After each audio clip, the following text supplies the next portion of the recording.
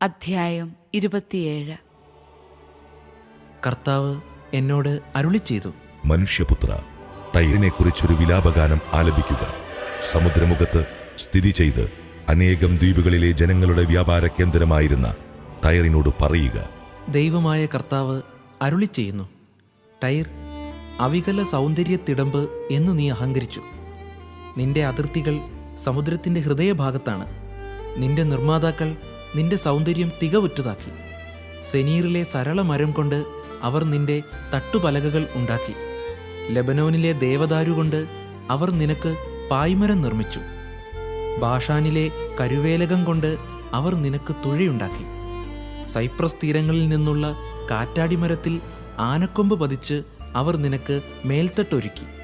നിന്റെ കപ്പൽപ്പായ് ഈജിപ്തിൽ നിന്ന് കൊണ്ടുവന്ന ചിത്രാലങ്കൃതമായ ചണവസ്ത്രമായിരുന്നു. അതായിരുന്നു നിന്റെ അടയാളം. എലീഷ ദ്വീപിൽ നിന്നുള്ള നീലാംബരവും ധൂമ്രപടവും ആയിരുന്നു നിന്റെ ആവരണം. സീദോനിലെയും അർവാദിലെയും നിവാസികളായിരുന്നു നിന്റെ തണ്ടുവലിക്കാർ. സേമറിൽ നിന്ന് വന്ന വിദഗ്ധന്മാരായ കപ്പിത്താന്മാർ നിനക്കുണ്ടായിരുന്നു. ഗേബാലിലെ ശ്രേഷ്ഠന്മാരും നിപുണന്മാരും നിനക്ക് ഓരായപ്പണി ചെയ്യാൻ ഉണ്ടായിരുന്നു. സമുദ്രത്തിലെ എല്ലാ കപ്പലുകളും കപ്പൽക്കാരും നീയുമായി കച്ചവടം ചെയ്യാൻ വന്നിരുന്നു. പേർഷ്യ, ലൂദ്, പുത്ത് എന്നിവിടങ്ങളിൽ നിന്നുള്ളവർ നിന്റെ സൈന്യത്തിലുണ്ടായിരുന്നു. അവർ അവരുടെ പരിചയും പടത്തൊപ്പിയും നിന്നിൽ തൂക്കിയിട്ടു. അവർ നിനക്ക് മഹിമ ചാർത്തി. അർവാദിലെയും ഹേലക്കിലെയും ജനങ്ങൾ നിനക്ക് ചുറ്റുമുള്ള മതിലുകളിലും ഗാമാദിലെ ജനങ്ങൾ നിന്റെ ഗോപുരങ്ങളിലും കാവൽ നിന്നു. അവർ അവരുടെ പരിചകൾ നിനക്ക് ചുറ്റും മതിലുകളിൽ തൂക്കി. നിന്റെ സൗന്ദര്യം അവർ പരിപൂർണമാക്കി. നിന്റെ എല്ലാ തരത്തിലുമുള്ള സമ്പത്ത് കണ്ട് താർഷീഷുകാർ നീയുമായി വ്യാപാരത്തിനു വന്നു. വെള്ളി, ഇരുമ്പ്, വെള്ളീയം, കാരീയം എന്നിവ അവർ നിന്റെ ചരക്കുകൾക്ക് പകരം തന്നു. യാവാൻ, തൂബാൽ, മേഷക് എന്നീ രാജ്യങ്ങൾ നീയുമായി വ്യാപാരത്തിലേർപ്പെട്ടു. അവർ നിന്റെ ചരക്കുകൾക്ക് പകരം ആളുകളെയും ഓട്ടുപാത്രങ്ങളെയും തന്നു. ബേത്തോ ഗർമാക്കാർ കുതിരകളെയും പടക്കുതിരകളെയും കോവർ കഴുതകളെയും നിന്റെ ചരക്കുകൾക്കു പകരം തന്നു. ദദാൻകാർ നീയുമായി വ്യാപാരബന്ധത്തിലേർപ്പെട്ടു. നിന്റെ പ്രത്യേക വ്യാപാര കേന്ദ്രങ്ങളായി ധാരാളം ദ്വീപുകളുണ്ടായിരുന്നു. ആനക്കൊമ്പും കരിന്താളിയും അവിടെ നിന്ന് നിനക്ക് പ്രതിഫലമായി ലഭിച്ചു. നിന്റെ ചരക്കുകളുടെ ബാഹുല്യം നിമിത്തം ഏദോം നീയുമായി വ്യാപാരത്തിലേർപ്പെട്ടു. അവർ രത്നക്കല്ലുകളും ധൂമ്രവസ്ത്രങ്ങളും ചിത്രത്തുന്നലുള്ള വസ്ത്രങ്ങളും നേർത്ത ചണവസ്ത്രങ്ങളും പവിഴവും പത്മരാഗവും പകരം തന്നു. യൂദായും ഇസ്രായേൽ ദേശവും നിന്നോട് വ്യാപാരം ചെയ്തു. മിനിത്തിലെ ഗോതമ്പ്, അത്തിപ്പഴം, തേൻ, എണ്ണ, സുഗന്ധലേപനങ്ങൾ എന്നിവ അവർ പകരം തന്നു. നിന്റെ ധാരാളമായ ചരക്കുകളും ബഹുവിധ സമ്പത്തും കണ്ട് ദമാസ്കസ് നിന്നോട് വ്യാപാരബന്ധത്തിലേർപ്പെട്ടു.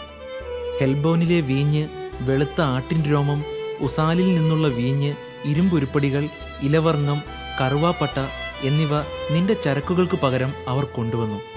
രഥത്തിൽ വിരിക്കാനുള്ള പരവതാനി ദദാനിലെ ജനങ്ങൾ കൊണ്ടുവന്നു. അറേബ്യക്കാരും കേദാർ പ്രഭുക്കന്മാരുമാണ് ആടുകൾ, ആട്ടുകൊറ്റന്മാർ, കോലാടുകൾ എന്നിവയെ നിനക്ക് വിറ്റത്.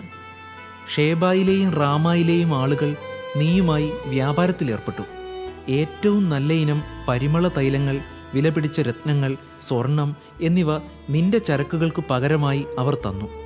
ഹാരാൻ, കന്നെ, ഏദൻ, അഷൂർ, കിൽമാദ് എന്നീ രാജ്യങ്ങൾ നീയുമായി വ്യാപാരത്തിലേർപ്പെട്ടു. അവർ വിശിഷ്ട വസ്ത്രങ്ങൾ, ചിത്രത്തുന്നലുള്ള നീലത്തുണികൾ, പിരിച്ച ചരടുകൊണ്ട് ബലപ്പെടുത്തിയ നാനാവർണ്ണത്തിലുള്ള പരവതാനികൾ എന്നിവ നിനക്ക് പകരം നൽകി. താർഷീഷിലെ കപ്പലുകൾ നിന്റെ വ്യാപാര ചരക്കുകളുമായി സഞ്ചരിച്ചു. അങ്ങനെ സമുദ്രമധ്യേ നീ നിറഞ്ഞ് വളരെ ധനികയായി തീർന്നു. തണ്ടുവലിച്ചിരുന്നവർ പ്രക്ഷുബ്ധമായ സമുദ്രത്തിലേക്ക് നിന്നെ കൊണ്ടുപോയി. സമുദ്രമധ്യേ കിഴക്കൻ കാറ്റ് നിന്നെ തകർത്തു കളഞ്ഞു. നിന്റെ ധനവും വിഭവങ്ങളും ചരക്കുകളും നാവികരും കപ്പിത്താന്മാരും ഓരായപ്പണിക്കാരും വ്യാപാരികളും പടയാളികളും കപ്പൽ ജോലിക്കാരും നിന്റെ നാശത്തിൻ്റെ നാളിൽ നിന്നോടൊപ്പം ആഴിയുടെ അടിത്തട്ടിൽ താണു. നിന്റെ കപ്പിത്താന്മാരുടെ നിലവിളിയാൽ നാട്ടിൻപുറങ്ങൾ നടുങ്ങി. നിന്റെ തണ്ടുവലിക്കാരും നാവികരും കപ്പിത്താന്മാരും കരയിലിറങ്ങി നിൽക്കുന്നു.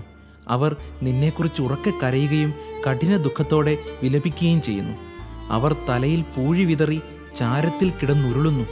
നിന്നെ പ്രതി അവർ ശിരസ് മുണ്ഡനം ചെയ്ത് ചാക്കുടുക്കുന്നു. ഹൃദയവ്യഥയോടും അതീവ ദുഃഖത്തോടും കൂടെ വിലപിക്കുന്നു.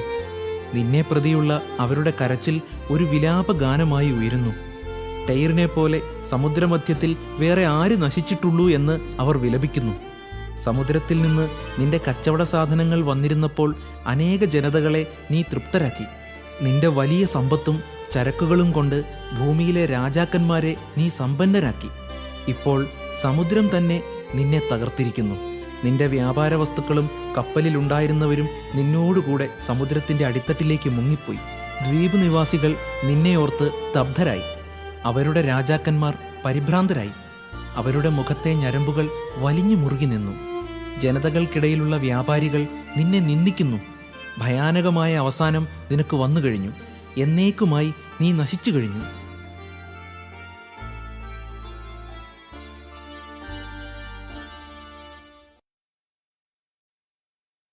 അധ്യായം 28. കർത്താവ് എന്നോട് അരുളി ചെയ്തു, മനുഷ്യപുത്ര, തൈർ രാജാവിനോട് പറയുക, ദൈവമായ കർത്താവ് അരുളി ചെയ്യുന്നു, അഹങ്കാരത്തള്ളൽ കൊണ്ട് നീ പറഞ്ഞു, ഞാൻ ദേവനാണ്. സമുദ്രമധ്യേ ദേവന്മാരുടെ സിംഹാസനത്തിൽ ഞാൻ ഇരിക്കുന്നു. എന്നാൽ നീ ദൈവത്തെ പോലെ ബുദ്ധിമാനെന്ന് തന്നെത്താൻ കണക്കാക്കുന്നെങ്കിലും നീ ദൈവമല്ല, മനുഷ്യൻ മാത്രമാണ്. തീർച്ചയായും നീ ദാനിയേലിനേക്കാൾ ബുദ്ധിമാനാണ്. ഒരു രഹസ്യവും നിന്നിൽ നിന്ന് മറഞ്ഞിരിക്കുന്നില്ല. ബുദ്ധി കൊണ്ടും വിവേകം കൊണ്ടും നീ ധനം സമ്പാദിച്ചു. പൊന്നും വെള്ളിയും നിന്റെ ഭണ്ഡാരത്തിൽ സംഭരിച്ചു. വ്യാപാരത്തിലുള്ള നിന്റെ വലിയ അറിവ് മൂലം നീ സമ്പത്ത് വർദ്ധിപ്പിച്ചു. ധനം മൂലം അഹങ്കരിച്ചു. ആകയാൽ ദൈവമായ കർത്താവ് അരുളി ചെയ്യുന്നു, നീ നിന്നെ തന്നെ ദൈവത്തെപ്പോലെ ജ്ഞാനിയായി കണക്കാക്കി. അതിനാൽ ജനതകളിൽ വെച്ച് ഏറ്റവും ഭീകരന്മാരായവരെ ഞാൻ നിന്റെ മേൽ അയക്കും. നിന്റെ ജ്ഞാനത്തിന്റെ മനോഹാരിതയ്ക്ക് നേരെ അവർ വാളൂരും. അവർ നിന്റെ തേജസ് കെടുത്തിക്കളയും. അവർ നിന്നെ പാതാളത്തിലേക്ക് തള്ളിയിടും. വധിക്കപ്പെട്ടവനെപ്പോലെ നീ സമുദ്രമധ്യേ മരിക്കും. നിന്നെ കൊല്ലുന്നവന്റെ മുൻപിൽ വെച്ച് ഞാൻ ദേവനാണെന്ന് നീ ഇനിയും പറയുമോ? നിന്നെ മുറിവേൽപ്പിക്കുന്നവന്റെ കൈകളിൽ നീ ദേവനല്ല, വെറും മനുഷ്യനാണ്. അപരിച്ഛേദിതനെപ്പോലെ നീ വിദേശികളുടെ കരത്താൽ മരിക്കും. കർത്താവായ ഞാനാണ് ഇത് പറഞ്ഞിരിക്കുന്നത്. കർത്താവ് എന്നോട് അരുളി ചെയ്തു, മനുഷ്യപുത്ര, തൈർ രാജാവിനെക്കുറിച്ച് ഒരു വിലാപഗാനം ആലപിക്കുക. അവനോട് പറയുക, ദൈവമായ കർത്താവ് അരുളി ചെയ്യുന്നു, നീ പൂർണ്ണതയ്ക്ക് മാതൃകയായിരുന്നു. വിജ്ഞാനം തികഞ്ഞവനും സൗന്ദര്യസമ്പുഷ്ടനും. നീ ദൈവത്തിന്റെ തോട്ടമായ ഏദനിലായിരുന്നു. മാണിക്യം, പുഷ്യരാഗം, സൂര്യകാന്തം, പത്മരാഗം, ചന്ദ്രകാന്തം, ഗോമേതകം, ഇന്ദ്രനീലം, വൈഢൂര്യം, മരതകം എന്നിവ നിന്നെ പൊതിഞ്ഞിരുന്നു. നിന്റെ തമ്പുരുവും പുല്ലാംകുടലും സ്വർണ്ണ നിർമ്മിതമായിരുന്നു. നീ സൃഷ്ടിക്കപ്പെട്ട ദിവസം തന്നെ അവയെല്ലാം ഒരുക്കിയിരുന്നു. ഒരു അഭിഷിക്ത കെരൂബിനെ നിനക്ക് കാവൽ നിർത്തി. നീ ദൈവത്തിന്റെ വിശുദ്ധഗിരിയിലായിരുന്നു. തീ പോലെ തിളങ്ങുന്ന രത്നങ്ങളുടെ ഇടയിൽ നീ സഞ്ചരിച്ചു. നിന്നെ സൃഷ്ടിച്ച നാൾ മുതൽ അധർമ്മം നിന്നിൽ പ്രത്യക്ഷപ്പെട്ടതുവരെ നീ നിഷ്കളങ്കനായിരുന്നു.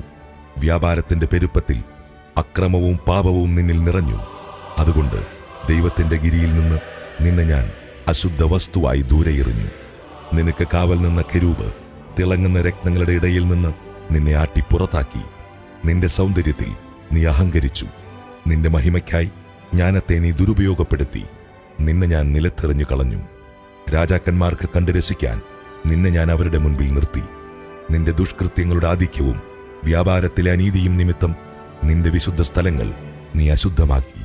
നിന്റെ മധ്യത്തിൽ നിന്ന് ഒരു അഗ്നി പുറപ്പെടുവിച്ച് എല്ലാവരും കാണുകയെ ഞാൻ നിന്നെ ദഹിപ്പിച്ചു ഭസ്മമാക്കി. നിന്നെ അറിയുന്ന ജനതകൾ നിന്നെ കണ്ട് സ്തബ്ധരാകും. ഭീകരമായ അവസാനത്തിലേക്ക് നീ എത്തിയിരിക്കുന്നു. എന്നേക്കുമായി നീ ഇല്ലാതാകും. കർത്താവ് എന്നോട് അരുളി ചെയ്തു, മനുഷ്യപുത്ര, സീദോനു നേരെ മുഖം തിരിച്ച് അവൾക്കെതിരായി പ്രവചിക്കുക. ദൈവമായ കർത്താവ് അരുളി ചെയ്യുന്നു, സീദോൻ, ഇതാ ഞാൻ നിനക്കെതിരാണ്. നിന്റെ മധ്യേ ഞാൻ എന്റെ മഹത്വം പ്രകടിപ്പിക്കും. എന്റെ ന്യായവിധി അവളിൽ ഞാൻ നടത്തും. എന്റെ വിശുദ്ധി അവളിൽ ഞാൻ വെളിപ്പെടുത്തും. ഞാനാണ് കർത്താവെന്ന് അപ്പോൾ എല്ലാവരും അറിയും. ഞാൻ അവളുടെ നേരെ പകർച്ചവ്യാധികളെ അയക്കും. അവരുടെ തെരുവീതികളിൽ രക്തമൊഴുക്കും. ചുറ്റും നിന്ന് അവൾക്കെതിരെ വരുന്ന വാളേറ്റു മരിക്കുന്നവർ അവളുടെ മധ്യത്തിൽ വീഴും. ഞാനാണ് കർത്താവെന്ന് അപ്പോൾ അവർ അറിയും. ഇസ്രായേൽ ഭവനത്തെ നിന്ദിച്ച അയൽക്കാരിൽ ആരും മേലിൽ കുത്തുന്ന മുൾപ്പടർപ്പോ മുറിവേൽപ്പിക്കുന്ന മുള്ളോ ആയിരിക്കുകയില്ല. ഞാനാണ് ദൈവമായ കർത്താവെന്ന് അപ്പോൾ അവർ അറിയും. ദൈവമായ കർത്താവ് അരുളി ചെയ്യുന്നു. ജനതകളുടെ ഇടയിൽ ചിതറിക്കിടക്കുന്ന ഇസ്രായേൽ ഭവനത്തെ ഞാൻ ഒന്നിച്ചു കൂട്ടും. ജനതകളുടെ മുമ്പിൽ വെച്ച് ഞാൻ എൻ്റെ വിശുദ്ധി അവരിൽ വെളിപ്പെടുത്തും. എൻ്റെ ദാസനായ യാക്കോബിന് ഞാൻ നൽകിയ അവരുടെ സ്വന്തം ദേശത്ത് അവർ വസിക്കും. അവർ അവിടെ സുരക്ഷിതരായിരിക്കും. അവർ വീട് പണിയുകയും മുന്തിരിത്തോട്ടം നട്ട് പിടിപ്പിക്കുകയും ചെയ്യും. അവരോട് അവജ്ഞയോടെ പെരുമാറിയ ചുറ്റുമുള്ളവരുടെ മേൽ ഞാൻ വിധി നടത്തുമ്പോൾ അവർ സുരക്ഷിതരായിരിക്കും. ഞാനാണ് തങ്ങളുടെ ദൈവമായ കർത്താവെന്ന് അപ്പോൾ അവർ അറിയും.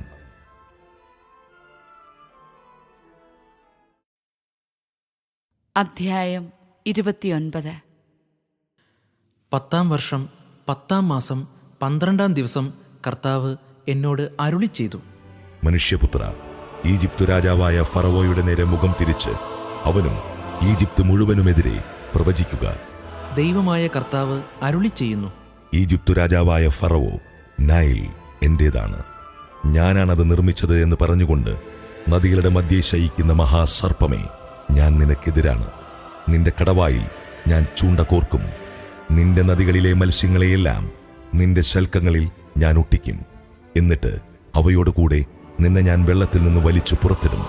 നിന്നെയും നിന്റെ നദികളിലെ മത്സ്യങ്ങളെയും ഞാൻ മരുഭൂമിയിലേക്ക് വലിച്ചെറിയും. അവിടെ തുറസായ സ്ഥലത്ത് നീ ചെന്നു വീഴും. ആരും നിന്നെ ഒന്നിച്ചു കൂട്ടുകയോ മറവ് ചെയ്യുകയോ ഇല്ല. ഭൂമിയിലെ മൃഗങ്ങൾക്കും ആകാശത്തിലെ പറവകൾക്കും നിന്നെ ഞാൻ ഇരയാക്കും. ഞാനാണ് കർത്താവെന്ന് അപ്പോൾ ഈജിപ്ത് നിവാസികളെല്ലാം അറിയും. എന്തെന്നാൽ ഇസ്രായേൽ ഭവനത്തിന് നീയൊരു ഞാങ്ങണ വടിയായിരുന്നു. അവർ പിടിച്ചപ്പോൾ നീ ഒടിഞ്ഞു. അവരുടെ തോൾ കീറി. അവർ നിന്റെ മേൽ ചാരിയപ്പോൾ നീ ഒടിഞ്ഞു. അവരുടെ നടുവ് ഇളകിപ്പോയി. ആകയാൽ ദൈവമായ കർത്താവ് അരുളി ചെയ്യുന്നു. ഞാൻ നിന്റെ മേൽ വാളയക്കും. മനുഷ്യരെയും മൃഗങ്ങളെയും നിന്നിൽ നിന്ന് ഞാൻ വിച്ഛേദിക്കും. ഈജിപ്ത് വിജനവും ശൂന്യവുമാകും. ഞാനാണ് കർത്താവെന്ന് അപ്പോൾ അവർ അറിയും. നൈൽ എന്റേതാണ്, ഞാനാണതുണ്ടാക്കിയത് എന്ന് നീ പറഞ്ഞു. അതിനാൽ ഞാൻ നിനക്കും നിന്റെ നദികൾക്കും എതിരാണ്. മിഗ്ദോൽ മുതൽ സെവേന ഗോപുരം വരെ എത്യോപ്യയുടെ അതിർത്തിയോളം ഈജിപ്തിനെ ഞാൻ ശൂന്യവും വിജനവുമാക്കും. മനുഷ്യനോ മൃഗങ്ങളോ അതിലൂടെ സഞ്ചരിക്കുകയില്ല. 40 വർഷത്തേക്ക് അതിൽ ആരും വസിക്കുകയില്ല. നിർജ്ജനദേശങ്ങളുടെ മധ്യേ ഈജിപ്തിനെയും ഞാൻ നിർജ്ജനമാക്കും. ശൂന്യമാക്കപ്പെട്ട നഗരങ്ങളുടെ കൂടെ 40 വർഷത്തേക്ക് അവളുടെ നഗരങ്ങളും ശൂന്യമായി കിടക്കും. ഈജിപ്തുകാരെ ജനതകളുടെയും രാജ്യങ്ങളുടെയും ഇടയിൽ ഞാൻ ചിതറിക്കും. ദൈവമായ കർത്താവ് അരുളി ചെയ്യുന്നു. ചിതറിപ്പാർത്തിരുന്ന ദേശങ്ങളിൽ നിന്ന് 40 വർഷം കഴിയുമ്പോൾ ഞാൻ ഈജിപ്തുകാരെ ഒന്നിച്ചു കൂട്ടും. അവരുടെ സുസ്ഥിതി ഞാൻ പുനഃസ്ഥാപിക്കും. തങ്ങളുടെ ജന്മദേശമായ പാത്രോസിലേക്ക് ഞാൻ അവരെ തിരികെ കൊണ്ടുവരും. അവിടെ അവർ ഒരു എളിയ രാജ്യമാകും. അത് മറ്റെല്ലാ രാജ്യങ്ങളെയും കാൾ എളിയതായിരിക്കും. ഇനിയൊരിക്കലും അത് മറ്റു ജനതകളുടെ മേൽ ഉയരുകയില്ല. അവരെ ഭരിക്കാനാവാത്ത വിധം ഞാൻ അതിനെ ചെറുതാക്കും. ഇസ്രായേൽ ഇനിമേൽ ഈജിപ്തിനെ ആശ്രയിക്കുകയില്ല. എന്തെന്നാൽ സഹായത്തിന് അങ്ങോട്ട് തിരിയുമ്പോൾ തങ്ങളുടെ തെറ്റിനെക്കുറിച്ച് അവർ ഓർമ്മ വരും. ഞാനാണ് കർത്താവെന്ന് അപ്പോൾ അവർ അറിയും. 27-ാം വർഷം 1-ാം മാസം 1-ാം ദിവസം കർത്താവ് എന്നോട് അരുളി ചെയ്തു. മനുഷ്യപുത്ര, ബാബിലോൺ രാജാവായ നബൂക്കദ്നേസർ ടീയറിനെതിരെ തന്റെ സൈന്യത്തെക്കൊണ്ട് കഠിനമായി പൊരുതിച്ചു. എല്ലാ തലയും കഷണ്ടിയായി, എല്ലാ തോളിലെയും തൊലി ഉരിഞ്ഞുപോയി. എന്നിട്ടും അവനോ അവന്റെ സൈന്യത്തിനോ ടയറിനെതിരെ ചെയ്ത വേലയ്ക്ക് പ്രതിഫലമൊന്നും ലഭിച്ചില്ല. ദൈവമായ കർത്താവ് അരുളി ചെയ്യുന്നു. ഈജിപ്തു ദേശം ബാബിലോൺ രാജാവായ നബൂക്കദ്നേസറിന് ഞാൻ നൽകും. അവൻ അവിടത്തെ സമ്പത്തെല്ലാം തട്ടിയെടുക്കും. അവൻ അവിടം കൊള്ളയടിക്കുകയും കുത്തിക്കവരുകയും ചെയ്യും. ഇതായിരിക്കും അവന്റെ സൈന്യത്തിന് പ്രതിഫലം. അവന്റെ കഠിനാധ്വാനത്തിന് പ്രതിഫലമായി ഈജിപ്തു ദേശം ഞാൻ കൊടുത്തിരിക്കുന്നു. എന്തെന്നാൽ അവൻ എനിക്ക് വേണ്ടി അധ്വാനിച്ചു. ദൈവമായ കർത്താവ് അരുളി ചെയ്യുന്നു. അന്ന് ഇസ്രായേൽ ഭവനത്തിന് ഞാനൊരു കൊമ്പ് മുളപ്പിക്കും. അവരുടെ മധ്യേ ഞാൻ നിന്റെ വായ് തുറക്കും. ഞാനാണ് കർത്താവെന്ന് അപ്പോൾ അവർ അറിയും.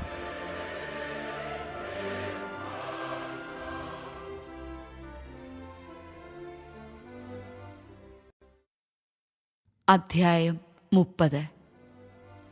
കർത്താവ് എന്നോട് അരുളി ചെയ്തു. മനുഷ്യപുത്ര, പ്രവചിക്കുക. ദൈവമായ കർത്താവ് അരുളി ചെയ്യുന്നു. നിലവിളിക്കുക. അതാ ദുരിതത്തിന്റെ ദിനം, ദിവസമടുത്തു, കർത്താവിന്റെ ദിനം സമാഗതമായി. അത് കാർമൂടിയ ദിവസമായിരിക്കും. ജനതകളുടെ നാശമുഹൂർത്തമാണത്. ഈജിപ്തിന്റെ മേൽ വാൾ പതിക്കും. എത്യോപ്യ കഠിനവേദനയാൽ പുളയും. ഈജിപ്തിൽ ജനം നിഹനിക്കപ്പെടുകയും ധനം അപഹരിക്കപ്പെടുകയും അവളുടെ അടിസ്ഥാനം തകർക്കപ്പെടുകയും ചെയ്യും. അപ്പോൾ എത്യോപ്യ, പുത്ത്, ലൂദ്, അറേബ്യ, ലിബിയ എന്നിവയും സഖ്യദേശങ്ങളും അവരോടൊപ്പം വാളിനിരയാകും. കർത്താവ് അരുളി ചെയ്യുന്നു. ഈജിപ്തിനെ പിന്താങ്ങുന്നവർ നിലം പതിക്കും. അവളുടെ ഉദ്ധത വീര്യം നശിക്കും. മിഗ്ദോൽ മുതൽ സെവേനെ വരെയുള്ളവർ വാളിനിരയാകും. ദൈവമായ കർത്താവ് അരുളി ചെയ്യുന്നു. നിർജ്ജന രാജ്യങ്ങളുടെ മധ്യേ അവളും നിർജ്ജനമാകും. ശൂന്യ നഗരങ്ങളുടെ മധ്യേ അവളുടെ നഗരങ്ങളും ശൂന്യമാകും. ഈജിപ്തിനെ ഞാൻ അഗ്നിക്കിരയാക്കുകയും അവളുടെ സഹായകർ തകർക്കപ്പെടുകയും ചെയ്യുമ്പോൾ ഞാനാണ് കർത്താവെന്ന് അവർ അറിയും. അപകടഭീതിയില്ലാത്ത എത്യോപ്യരെ പരിഭ്രാന്തരാക്കാൻ ദൂതന്മാർ എന്റെ അടുത്തുനിന്ന് കപ്പലുകളിൽ പുറപ്പെടും. ഈജിപ്തിന്റെ വിനാശകാലത്ത് അവർ പരിഭ്രാന്തരാകും. അതാ അത് വന്നു കഴിഞ്ഞു. ദൈവമായ കർത്താവ് അരുളി ചെയ്യുന്നു. ബാബിലോൺ രാജാവായ നബൂഖദ്നേസറിന്റെ കരങ്ങളാൽ ഈജിപ്തിന്റെ സമ്പത്ത് ഞാൻ ഇല്ലാതാക്കും. ഈജിപ്ത് നശിപ്പിക്കേണ്ടതിന് അവനെയും അവന്റെ കൂടെയുള്ളവരെയും ജനതകളിൽ വെച്ച് ഏറ്റവും ഭീകരന്മാരെ തന്നെ ഞാൻ കൊണ്ടുവരും. ഈജിപ്തിനെതിരെ അവർ വാളൂരും. മൃതശരീരങ്ങളാൽ ദേശം നിറയും. ഞാൻ നൈൽ വറ്റിച്ചു കളയും. നാട് ദുഷ്ടന്മാർക്ക് വിൽക്കും. വിദേശീയരുടെ കരങ്ങളാൽ ആ ദേശവും അതിലുള്ള സമസ്തവും ഞാൻ ശൂന്യമാക്കും. കർത്താവായ ഞാനാണ് പറഞ്ഞിരിക്കുന്നത്. ദൈവമായ കർത്താവ് അരുളി ചെയ്യുന്നു. ഞാൻ വിഗ്രഹങ്ങൾ നശിപ്പിക്കും. മെംഫിസിലെ പ്രതിമകൾ ഉടച്ചുകളയും. ഈജിപ്തിൽ ഇനിമേലൊരു രാജാവ് ഉണ്ടായിരിക്കുകയില്ല. അങ്ങനെ ഞാൻ ഈജിപ്തിൽ ഭീതി ഉളവാക്കും. ഞാൻ പാത്രോസിനെ ശൂന്യമാക്കും. സോവാനെ അഗ്നിക്കിരയാക്കും. തേബസിൽ ന്യായവിധി നടത്തും. ഈജിപ്തിന്റെ ശക്തിദുർഗമായ സിനിന്റെ മേൽ ഞാൻ ക്രോധം വർഷിക്കും. തേബസിലെ ജനങ്ങളെ നിഗ്രഹിക്കും. ഈജിപ്തിനെ ഞാൻ അഗ്നിക്കിരയാക്കും. സിൻ തീവ്രവേദന അനുഭവിക്കും. തേബസ് ഭേദിക്കപ്പെടും. അതിന്റെ കോട്ടകൾ തകർക്കപ്പെടും. ഓനിലെയും പിബേസത്തിലെയും യുവാക്കൾ വാളിനിരയാകും. ആ നഗരങ്ങൾ അടിമത്തത്തിൽ നിപതിക്കും. തെഹഫ് നെഹസിൽ വെച്ച് ഈജിപ്തിന്റെ ആധിപത്യം ഞാൻ തകർക്കുമ്പോൾ അവിടെ പകൽ ഇരുണ്ടുപോകും. അവളുടെ ശക്തിഗർവം അവസാനിക്കും. അവളെ മേഘം മൂടും. അവളുടെ പുത്രിമാർ അടിമകളാകും. ഇപ്രകാരം ഈജിപ്തിൽ ഞാൻ ന്യായവിധി നടത്തും. ഞാനാണ് കർത്താവെന്ന് അപ്പോൾ അവർ അറിയും. 11-ാം വർഷം 1-ാം മാസം 7-ാം ദിവസം കർത്താവ് എന്നോട് അരുളി ചെയ്തു. മനുഷ്യപുത്ര, ഈജിപ്തിലെ രാജാവായ ഫറവോയുടെ കരം ഞാൻ തകർത്തിരിക്കുന്നു. വാളെടുക്കാൻ വീണ്ടും ശക്തി ലഭിക്കത്തക്ക വിധം സുഖപ്പെടാൻ അത് വെച്ച് കെട്ടിയിട്ടുമില്ല.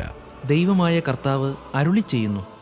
ഈജിപ്തു രാജാവായ ഫറവോയ്ക്ക് ഞാൻ എതിരാണ്. അവന്റെ ബലിഷ്ഠമായ കരവും ഒടിഞ്ഞ കരവും രണ്ടും ഞാൻ ഒടിക്കും. അവന്റെ കയ്യിൽ നിന്ന് വാൾ താഴെ വീഴും.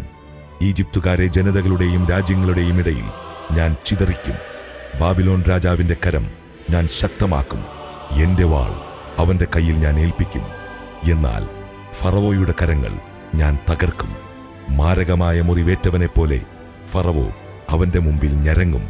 ബാബിലോൺ രാജാവിന്റെ കരങ്ങൾ ഞാൻ ശക്തമാക്കും. എന്നാൽ ഫറവോയുടെ കൈകൾ തളർത്തും. ഞാനാണ് കർത്താവെന്ന് അപ്പോൾ അവർ അറിയും.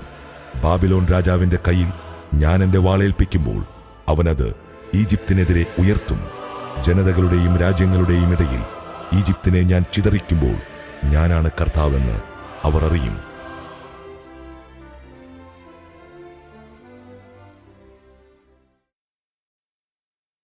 അധ്യായം 31. 11-ാം വർഷം 3-ാം മാസം 1-ാം ദിവസം കർത്താവ് എന്നോട് അരുളി ചെയ്തു.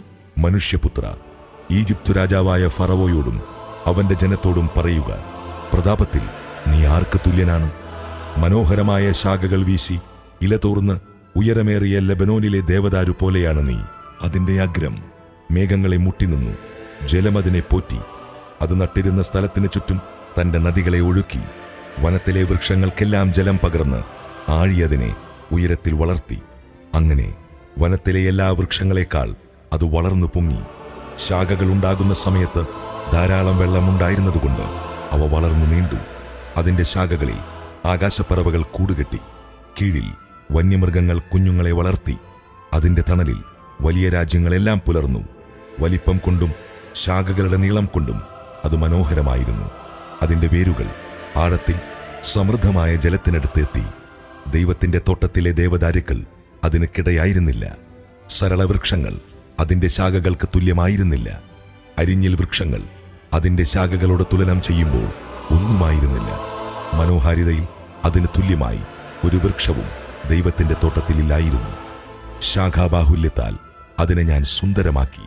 ദൈവത്തിന്റെ തോട്ടമായ ഏദനിലുണ്ടായിരുന്ന സകല വൃക്ഷങ്ങൾക്കും അതിനോട് അസൂയ തോന്നി. ദൈവമായ കർത്താവ് അരുളി ചെയ്യുന്നു. അത് വളർന്നുയർന്ന് മേഘങ്ങളെ ഉരുമുകയും ആ വളർച്ചയിൽ അഹങ്കരിക്കുകയും ചെയ്തു. അതുകൊണ്ട് ജനതകളിൽ ശക്തനായവന്റെ കരങ്ങളിൽ ഞാൻ അതിനെ ഏൽപ്പിക്കും. അതിന്റെ ദുഷ്ടതയ്ക്കർഹമായ വിധം അവൻ അതിനോട് പ്രവർത്തിക്കും. ഞാൻ അതിനെ തള്ളിക്കളഞ്ഞിരിക്കുന്നു. ജനതകളിൽ വെച്ച് ഏറ്റവും ക്രൂരന്മാരായ വിദേശികൾ അത് വെട്ടി നശിപ്പിക്കും. എല്ലാ മലകളിലും താഴ്വരകളിലും അതിന്റെ ശാഖകൾ വീഴും. അതിന്റെ കൊമ്പുകൾ രാജ്യത്തെ എല്ലാ നദിയുടെയും കരയിൽ ഒടിഞ്ഞുകിടക്കും. ഭൂമിയിലെ എല്ലാ ജനതകളും അതിന്റെ തണൽ വിട്ടുപോകും. അതിന്റെ അവശിഷ്ടങ്ങളിൽ ആകാശപ്പറവകൾ കൂടുകെട്ടും. വന്യമൃഗങ്ങൾ അതിന്റെ ശാഖകൾക്കിടയിൽ പാർക്കും. ജലത്തിനരികെ നിൽക്കുന്ന ഒരു വൃക്ഷവും തന്റെ ഉയർച്ചയിൽ അഹങ്കരിക്കാതിരിക്കുന്നതിനും തന്റെ അഗ്രം മേഘങ്ങൾ വരെ ഉയർത്താതിരിക്കുന്നതിനും ജലം സുഭിക്ഷമായി വലിച്ചെടുക്കുന്ന ഒരു വൃക്ഷവും അത്രയ്ക്ക് ഉയരത്തിലെത്താതിരിക്കുന്നതിനും വേണ്ടിയാണ് ഇത്. എന്തെന്നാൽ പാതാളത്തിൽ പതിക്കുന്ന മർത്യരോടൊപ്പം ഭൂമിയുടെ അധോഭാഗത്തിന് മരണത്തിന് അത് ഏൽപ്പിക്കപ്പെട്ടിരിക്കുന്നു. ദൈവമായ കർത്താവ് അരുളി ചെയ്യുന്നു. അത് പാതാളത്തിലേക്ക് ഇറങ്ങിച്ചെല്ലുമ്പോൾ ആഴം അതിനെ ചൊല്ലി വിലപിക്കാൻ ഞാൻ ഇടയാക്കും. അതിന്റെ നദികളെ ഞാൻ തടഞ്ഞു നിർത്തും. ജലപ്രവാഹങ്ങൾ നിലയ്ക്കും. അതിനെക്കുറിച്ചുള്ള ദുഃഖം ലെബനോനെ ആവരണം ചെയ്യും. തന്മൂലം വയലിലെ വൃക്ഷങ്ങളെല്ലാം വാടിപ്പോകും. പാതാളത്തിൽ പതിക്കുന്നവരോടൊപ്പം ഞാൻ അതിനെ അധോലോകത്തേക്ക് വലിച്ചെറിയുമ്പോൾ അതിന്റെ പതനത്തിന്റെ മുഴക്കത്തിൽ ജനതകൾ നടുങ്ങിപ്പോകും. ഏദനിലെ വൃക്ഷങ്ങൾക്ക്, ലെബനോനിലെ ശ്രേഷ്ഠമായ മരങ്ങൾക്ക്, സുഭിക്ഷമായി ജലം വലിച്ചെടുത്ത് വളർന്ന വൃക്ഷങ്ങൾക്ക് അധോലോകത്തിൽ ആശ്വാസം ലഭിക്കും. അതിനോടൊപ്പം അതിന്റെ തണലിൽ വസിച്ചിരുന്ന ജനതകളും പാതാളത്തിലേക്ക് വാളിനിരയായവരുടെ അടുത്തേക്ക് പോകും.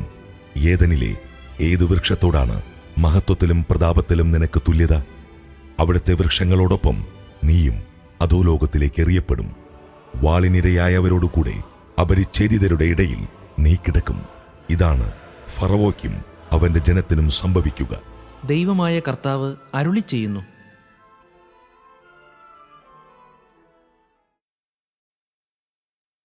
അധ്യായം 32. 12-ാം വർഷം 12-ാം മാസം 1-ാം ദിവസം കർത്താവ് എന്നോട് അരുളി ചെയ്തു. മനുഷ്യപുത്ര, ഈജിപ്തു രാജാവായ ഫറവോയ്ക്കു വേണ്ടി നീയൊരു വിലാപഗാനം ആലപിക്കുക. അവനോട് പറയുക, ജനതകളുടെ ഇടയിൽ ഒരു സിംഹമായി നീ നിന്നെ കണക്കാക്കുന്നു. എന്നാൽ നീ കടലിലെ ഘോരസത്വം പോലെയാണ്. നീ നിന്റെ നദികളിൽ ചാടി വെള്ളം ചവിട്ടിക്കലക്കി അവരുടെ നദികൾ മലിനമാക്കുന്നു. ദൈവമായ കർത്താവ് അരുളി ചെയ്യുന്നു. അനേകം ജനതകളുമായി വന്ന് ഞാൻ നിന്റെ മേൽ വലവീശും.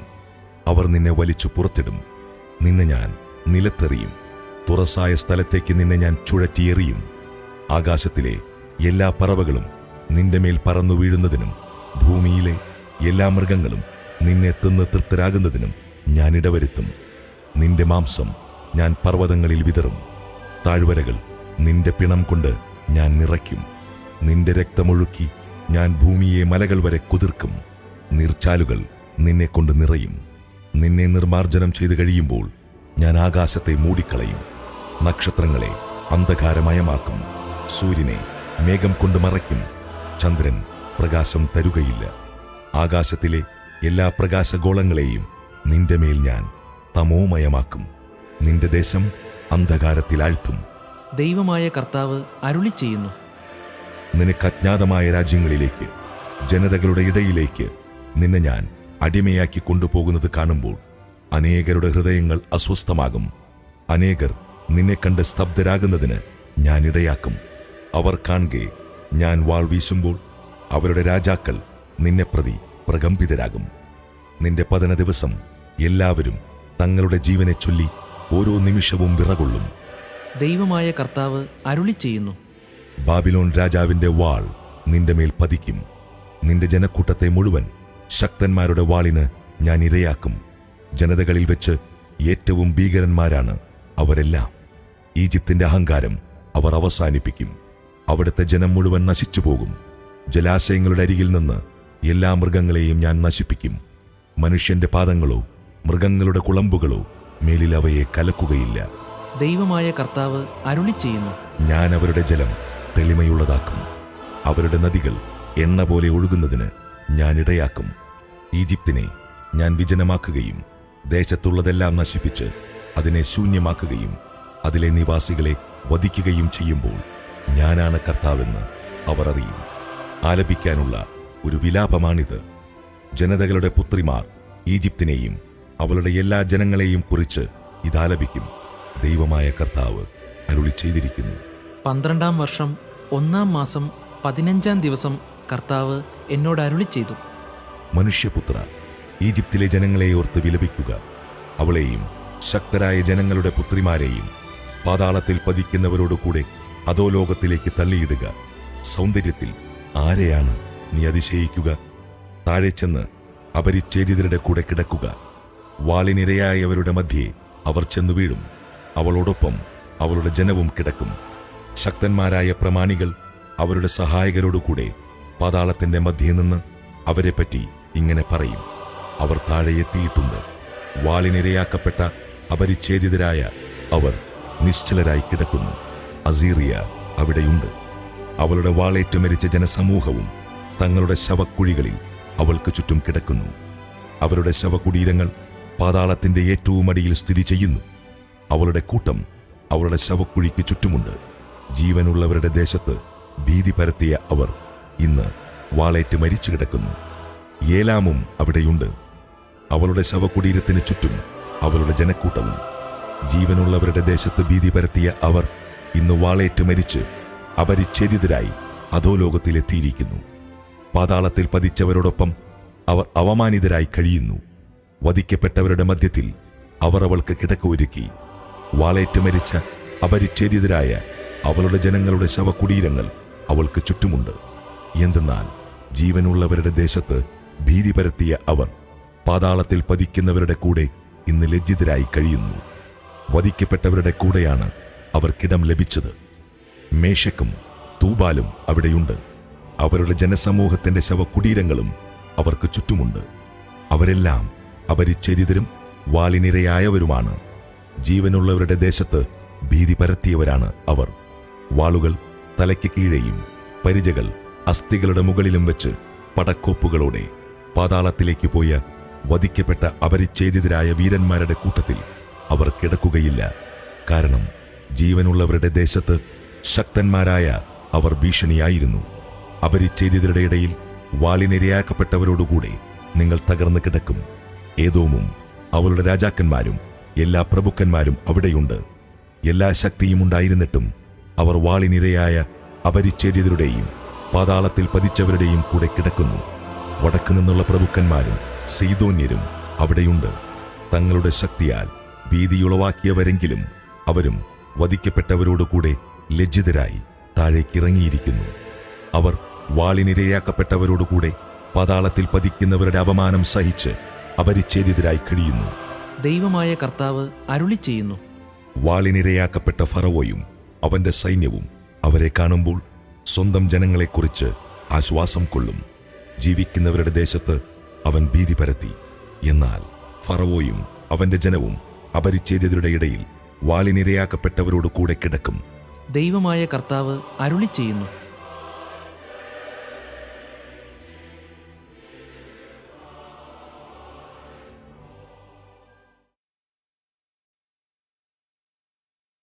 അധ്യായം 33.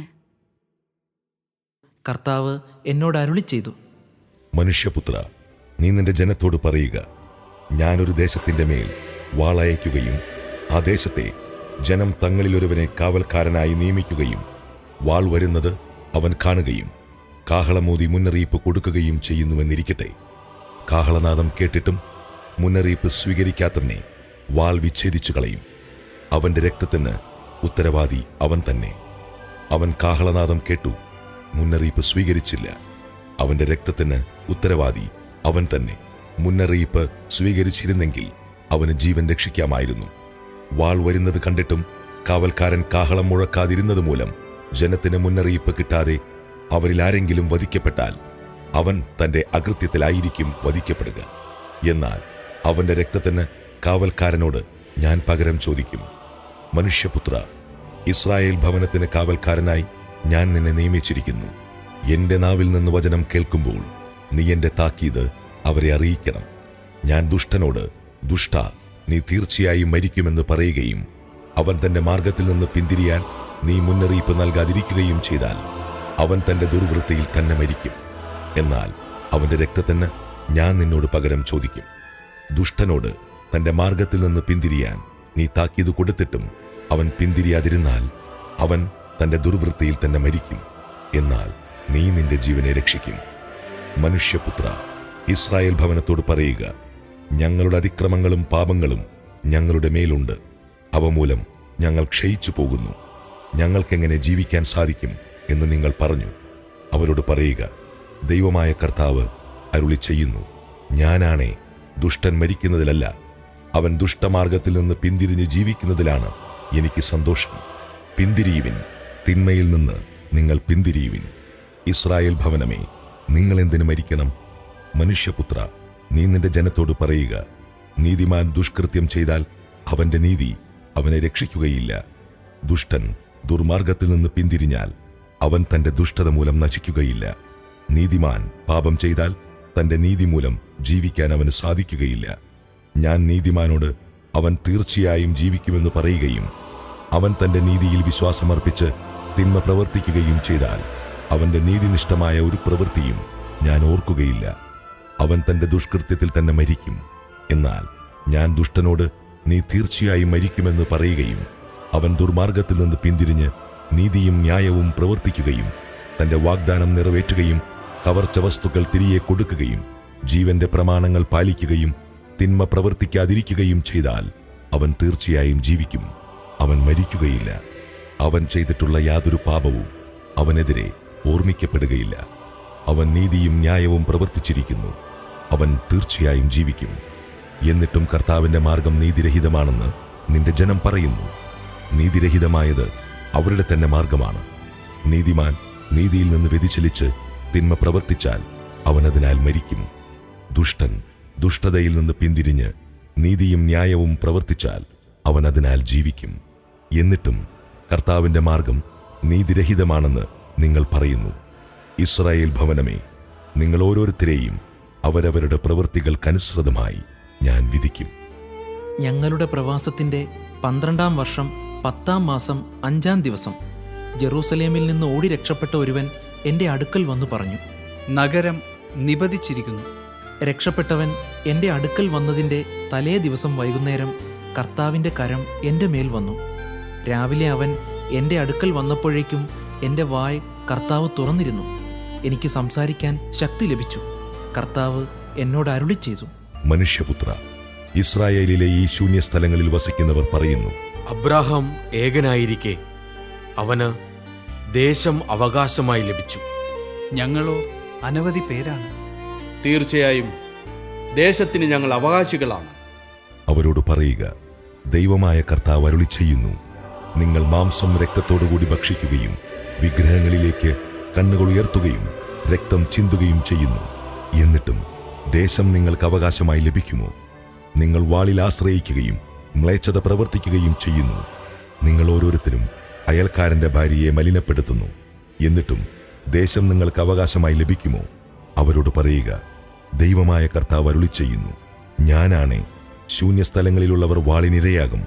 തുറസ്സായ വയലുകളിലുള്ളവരെ മൃഗങ്ങൾക്ക് വിഴുങ്ങാനായി ഞാൻ വിട്ടുകൊടുക്കും. കോട്ടകളിലും ഗുഹകളിലുമുള്ളവർ പകർച്ചവ്യാധികളാൽ മരിക്കും.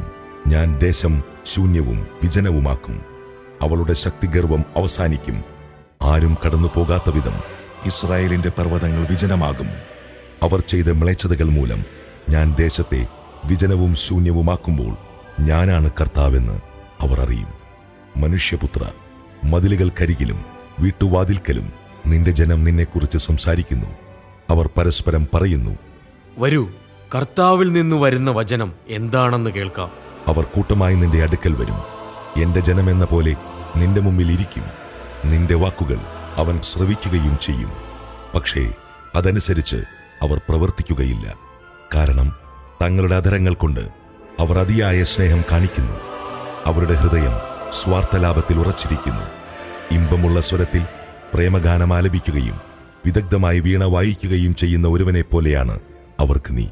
കാരണം നിന്റെ വാക്കുകൾ അവർ കേൾക്കുന്നു, എന്നാൽ അവർ അതനുവർത്തിക്കുകയില്ല. എന്നാൽ അത് സംഭവിക്കുമ്പോൾ അത് സംഭവിക്കുക തന്നെ ചെയ്യും. തങ്ങളുടെ മധ്യത്തിൽ ഒരു പ്രവാചകനുണ്ടായിരുന്നുവെന്ന് അവർ അറിയും. അധ്യായം 34. കർത്താവ് എന്നോട് അരുളി ചെയ്തു. മനുഷ്യപുത്ര, ഇസ്രായേലിന്റെ ഇടയന്മാർക്കെതിരെ പ്രവചിക്കുക. അവരോട് പറയുക, ദൈവമായ കർത്താവ് അരുളി ചെയ്യുന്നു, തങ്ങളെ തന്നെ പോറ്റുന്ന ഇസ്രായേലിന്റെ ഇടയന്മാരെ, നിങ്ങൾക്ക് ദുരിതം. ഇടയന്മാർ ആടുകളെയല്ലേ പോറ്റേണ്ടത്? നിങ്ങൾ മേധസ് ഭക്ഷിക്കുകയും രോമം കൊണ്ടുള്ള വസ്ത്രം ധരിക്കുകയും കൊഴുത്തതിനെ കൊല്ലുകയും ചെയ്യുന്നു. എന്നാൽ നിങ്ങൾ ആടുകളെ പോറ്റുന്നില്ല. ദുർബലമായതിന് നിങ്ങൾ ശക്തി കൊടുത്തില്ല. മുറിവേറ്റതിനെ വച്ചുകെട്ടിയില്ല. വഴിതെറ്റിയതിനെ തിരികെ കൊണ്ടുവരികയോ കാണാതായതിനെ തേടുകയോ ചെയ്തില്ല. മറിച്ച് കഠിനമായും ക്രൂരമായും നിങ്ങൾ അവയോട് പെരുമാറി. ഇടയനില്ലാഞ്ഞതിനാൽ അവ ചിതറിപ്പോയി. കാട്ടിലെ മൃഗങ്ങൾക്ക് അവ ഇരയായിത്തീർന്നു. എന്റെ ആടുകൾ ചിതറിപ്പോയി. മലകളിലും ഉയർന്ന കുന്നുകളിലും അവ അലഞ്ഞു നടന്നു. ഭൂമുഖത്തെല്ലാം എന്റെ ആടുകൾ ചിതറിപ്പോയി. അവയെ തിരയാനോ അന്വേഷിക്കാനോ ആരുമുണ്ടായില്ല. ആകയാൽ ഇടയന്മാരെ, കർത്താവിന്റെ വചനം ശ്രവിക്കുവിൻ. ദൈവമായ കർത്താവ് അരുളി ചെയ്യുന്നു. ഞാനാണേ, ഇടയന്മാരില്ലാത്തതിനാൽ എന്റെ ആടുകൾ വന്യമൃഗങ്ങൾക്കിരയായിത്തീർന്നു. എന്റെ ഇടയന്മാർ എന്റെ ആടുകളെ അന്വേഷിച്ചില്ല. അവയെ പോറ്റാതെ അവർ തങ്ങളെ തന്നെ പോറ്റി. ആകയാൽ ഇടയന്മാരെ, കർത്താവിന്റെ വചനം ശ്രവിക്കുവിൻ. ദൈവമായ കർത്താവ് അരുളി ചെയ്യുന്നു. ഇതാ, ഞാൻ ഇടയന്മാർക്കെതിരാണ്. എന്റെ ആടുകൾക്ക് ഞാൻ അവരോട് കണക്ക് ചോദിക്കും. അവരുടെ മേക്കലിന് ഞാൻ അറുതി വരുത്തും. ഇനിമേൽ ഇടയന്മാർ തങ്ങളെ തന്നെ പോറ്റുകയില്ല. എന്റെ ആടുകൾ അവർക്ക് ഭക്ഷണമായി തീരാതിരിക്കാൻ ഞാൻ അവയെ അവരുടെ വായിൽ നിന്ന് രക്ഷിക്കും. ദൈവമായ കർത്താവ് അരുളി ചെയ്യുന്നു. ഇതാ, ഞാൻ തന്നെ എന്റെ ആടുകളെ അന്വേഷിച്ച് കണ്ടുപിടിക്കും. ആടുകൾ ചിതറിപ്പോയാൽ ഇടയൻ അവയെ അന്വേഷിച്ചിറങ്ങും. അതുപോലെ ഞാൻ എന്റെ ആടുകളെ അന്വേഷിക്കും. കാറു നിറഞ്ഞ് അന്ധകാരപൂർണമായ ആ ദിവസം ചിതറിപ്പോയ ഇടങ്ങളിൽ നിന്നെല്ലാം ഞാൻ അവയെ വീണ്ടെടുക്കും. ജനതകളുടെ ഇടയിൽ നിന്ന് ഞാൻ അവയെ കൊണ്ടുവരും. രാജ്യങ്ങളിൽ നിന്ന് ഞാൻ അവയെ ഒരുമിച്ച് കൂട്ടും. സ്വദേശത്തേക്ക് അവയെ ഞാൻ കൊണ്ടുവരും. ഇസ്രായേലിലെ മലകളിലും നീരുറവകൾക്കരികിലും മനുഷ്യവാസമുള്ള എല്ലായിടങ്ങളിലും ഞാൻ അവയെ മേയ്ക്കും. നല്ല പുൽത്തകിടികളിൽ ഞാൻ അവയെ മേയ്ക്കും. ഇസ്രായേലിലെ ഉയർന്ന മലകളിലായിരിക്കും അവയുടെ മേച്ചിൽ സ്ഥലങ്ങൾ. അവിടെ നല്ല മേച്ചിൽ സ്ഥലത്ത് അവ കിടക്കും. ഇസ്രായേൽ മലകളിലെ സമൃദ്ധമായ പുൽത്തകിടിയിൽ അവ മേയും. ദൈവമായ കർത്താവ് അരുളി ചെയ്യുന്നു. ഞാൻ തന്നെ എന്റെ ആടുകളെ മേയ്ക്കും. ഞാൻ അവയ്ക്ക് വിശ്രമസ്ഥലം നൽകും. നഷ്ടപ്പെട്ടതിനെ ഞാൻ അന്വേഷിക്കും. വഴിതെറ്റിപ്പോയതിനെ ഞാൻ തിരികെ കൊണ്ടുവരും. മുറിവേറ്റതിനെ ഞാൻ വച്ചുകെട്ടും. ബലഹീനമായതിനെ ഞാൻ ശക്തിപ്പെടുത്തും. കൊഴുത്തതിനെയും ശക്തിയുള്ളതിനെയും ഞാൻ സംരക്ഷിക്കും. നീതിപൂർവം ഞാൻ അവയെ പോറ്റും. ദൈവമായ കർത്താവ് അരുളി ചെയ്യുന്നു. എന്റെ അജഗണമേ, ഞാൻ ആടിനും മധ്യേയും മുട്ടാടിനും കോലാട്ടിൻ മുട്ടനും മധ്യേയും വിധി നടത്തും. നല്ല മേച്ചിൽ സ്ഥലത്ത് നിങ്ങൾക്ക് മേഞ്ഞാൽ പോരെ? മിച്ചമുള്ള പുൽത്തകിടി ചവിട്ടിത്തേച്ചു കളയണമോ? ശുദ്ധജലം കുടിച്ചാൽ പോരെ? ശേഷമുള്ള ജലമെല്ലാം ചവിട്ടിക്കലക്കണമോ? എന്റെ ആടുകൾ നിങ്ങൾ ചവിട്ടിത്തേച്ചവ തിന്നുകയും ചവിട്ടിക്കലക്കിയത് കുടിക്കുകയും ചെയ്യണമോ? ദൈവമായ കർത്താവ് അവരോട് അരുളി ചെയ്യുന്നു. ഇതാ, ഞാൻ തന്നെ കൊഴുത്താടുകൾക്കും മെലിഞ്ഞാടുകൾക്കും മധ്യേ വിധി പ്രസ്താവിക്കും.